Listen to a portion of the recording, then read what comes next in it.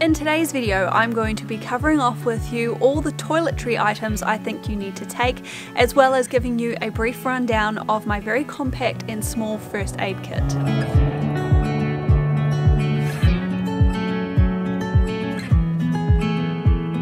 Alright, moving on to toiletries and first aid, and again these are two other big areas where I see a lot of people overpacking.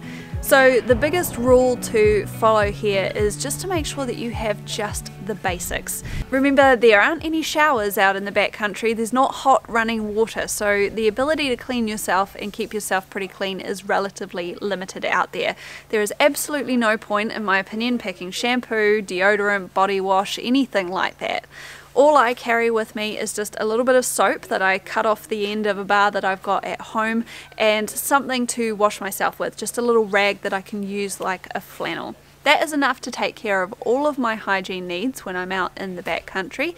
Then of course I'm also carrying with me a very small tube of toothpaste and a toothbrush, which I have cut the handle off of, but that's just to make it a little bit more packable in my kit. I started off taking proper little towels with me as well when I was hiking, but I found over time that these just were too bulky and took up too much space.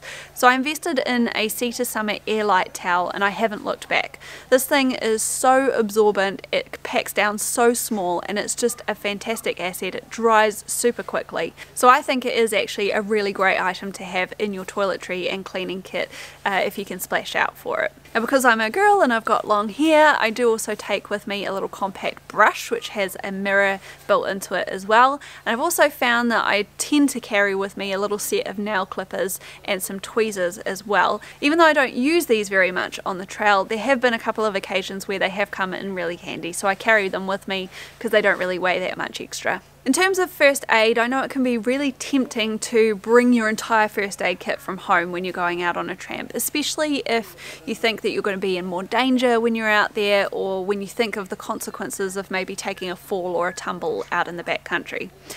But the reality is that when you're out there, if something major like that does happen to you, then there's really very little you're going to be able to do regardless. And if you're out on a great walk in particular, then you're probably going to be able to get some form of help a little bit easier and quicker than you would if you were out on some kind of other backcountry trail. So I keep my first aid kit very minimal when I'm out there. I generally just take with me a handful of plasters, some antiseptic wipes, some antiseptic cream, some kind of anti-inflammatory tablets like ibuprofen, some painkillers like paracetamol, and maybe even an anti-inflammatory cream if I need to rub that onto a particularly sore area from hiking. And I find that this is plenty enough to get me through any of the little ills and cuts and scrapes and bruises that I might have whilst I'm out on the trail.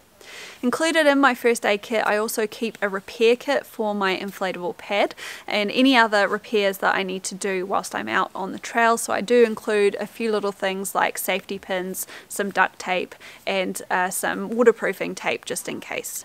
And on the medical side of things as well, one of the biggest additions to my pack that I found really valuable in the last year or so is a little cork massage ball. So after a long day of hiking, especially when you've got a little bit of weight on your back, if you're finding that you do have tension and stress in some of your muscles, I found it really valuable to just roll those muscles out on a cork massage ball at the end of your day of hiking.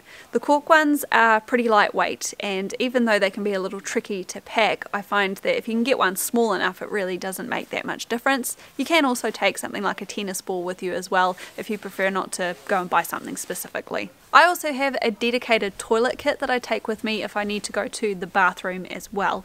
So on these great walks you'll find that there are long drop toilets spaced at various different intervals along the trail. Generally you'll always have long drop toilets at each of the huts and campsites regardless.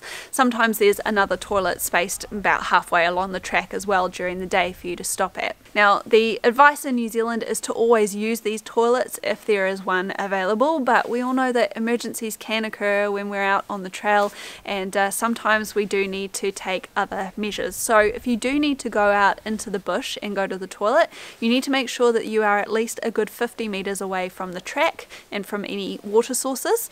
And if you need to go number twos, you need to be making sure that you are digging at least a 6-inch hole into the ground and making sure that you're doing your business in there. Now, to enable me to go to the toilet properly, either in a long drop or if I have to do an emergency out in the backcountry, I'm always taking with me a little bag that has some toilet paper in it. It has a trowel for digging a hole, although you don't necessarily need a trowel. You could use the end of a trekking pole if you needed to. Some hand sanitizer, obviously, to clean up afterwards. And then I also keep things like my panty liners and other toilet items in that bag as well. And this can be easily grabbed either during the night if you need to get up and go to the toilet at a hut during the night, or I keep it in the front of my pack just in case I have to do an emergency dash during the day when I'm hiking. That is the end of this installment. I hope that you have found it very helpful and informative in terms of planning your gear list for your upcoming great walks. If it has been a little bit broad and you would like a few more specifics, then please don't hesitate to leave me a comment down below or get in touch with me via the contact form on my website. Otherwise, thank you so much for watching, and don't forget to stay tuned for the next installment coming soon.